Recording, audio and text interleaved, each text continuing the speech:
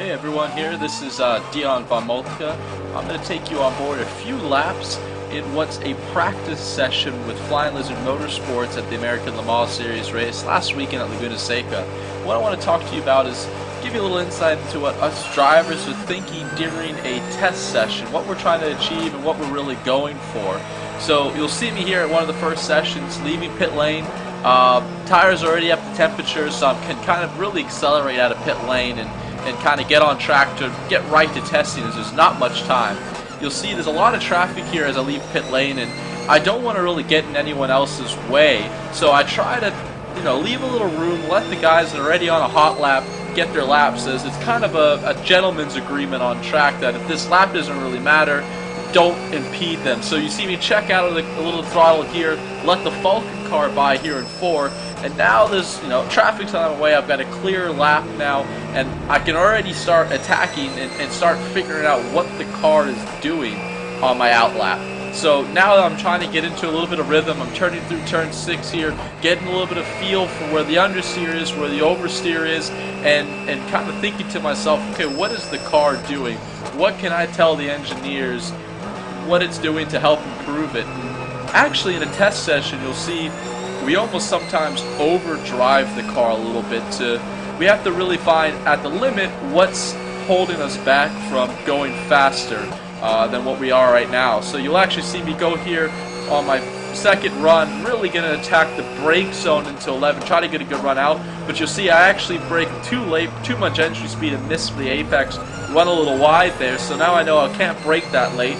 And you'll see the level 5 prototype machine that was behind me. He was kind of thinking, what's this idiot doing in front of me? He completely misses the apex. So you definitely push really hard. You'll see I'm into the brake zone at 2, down 3 gears, really at the limit. You see I'm trying to find a good throttle zone, really throttle out of 2, almost drop a tire and exit. You can see how hard we're already pushing here, trying to figure out, what is this car doing? You see a lot of understeer on the exit 3 there. Out of 4, it's really important to get the throttle as early as I can, and can't quite get the throttle as early as I'd like.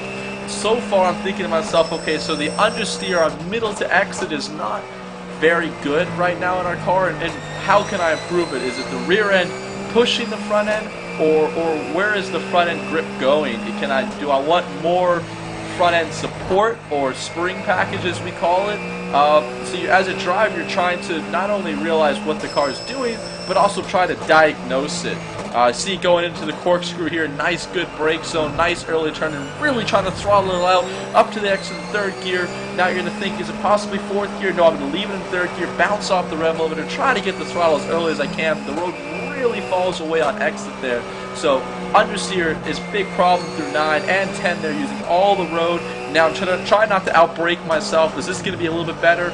Yes, down to the apex, early throttle out of there. That's a lot better. That's exactly what I want to do. So now I'm trying to figure out more of the brake zones that work well with this car.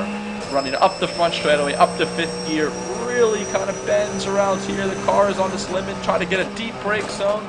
Am I a little too deep there? Well, actually way too deep, one way wide there. Just too late on the brakes, but that's part of the test session's all about. I'm trying to figure out how deep I can go and still keep the car intact. Back on here, and this lap's a bit of a throwaway, but I'm still going to push through 4, still going to push through 5, and often I already know what the car is doing, but the engineers like to have a few laps on the tires with a change to see how the car reacts throughout a stint or once the tires get overheated.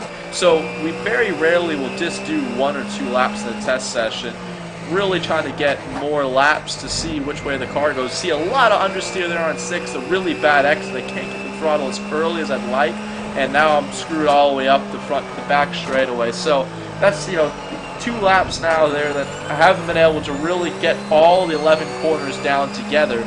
So I haven't set a lap time that's really representative on this car and on this setup to where it really should be. So I'm thinking to myself, well, A, I'm a little bit frustrated. That's a bit of a mistake. So I want to give the engineers a glimpse over what this car with this setup can really do. So this lap, they're actually going to tell me to pit now, and on an in lap, or what we're going to say is we're still pushing to keep and temperature in the tires to make sure that the engineers know exactly what pressures we're running at. So I'm trying to perfect this lap, make sure it's a good in lap. That's a little bit better there. Trying to get the throttle early there, all the way up to third gear. You're going to bounce off the leveler down into turn 3. A lot of understeer on entry and middle here. Very low grip turn 3s, and turn 4 is very key to get a good run to turn 5. Let's see, it's a good one here. Down to the apex, nice and early to power. That's a little bit better. I'm starting to adapt to what the car likes and get a bit of a different driving style. Turn 5, late on the brakes, down to third gear, turn it in. Big understeer, a lot of steering input there on exit, using all the road on exit. I'm thinking to myself right now, hey, this is actually a pretty good lap right now. Turn 6, nice and early to throttle. Nice using all the road. I'm looking down at the predictive time, and I'm actually telling my engineer here, hey, I'm actually on a better lap than before. Let me complete this lap, give a good lap time for what this setup can do. Good exit out of the corkscrew, make sure I get a good rest of the lap, and they're telling me, okay, complete this lap, that's fine. They want a good lap time too. We want to be up on the timing board and make sure we know where we are, even in practice. Down to third gear, throw it in, use the camber in the road. You can't really use that curve too much.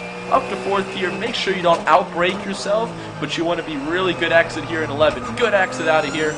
Using all the road on exit. I'm looking down for the time, and it's actually the best time we set in that session. So right now I'm glad that we stayed out to get a better idea over what a lap time is. And now this is going to be an in lap, so I'll let you guys take a ride around here and listen to the car.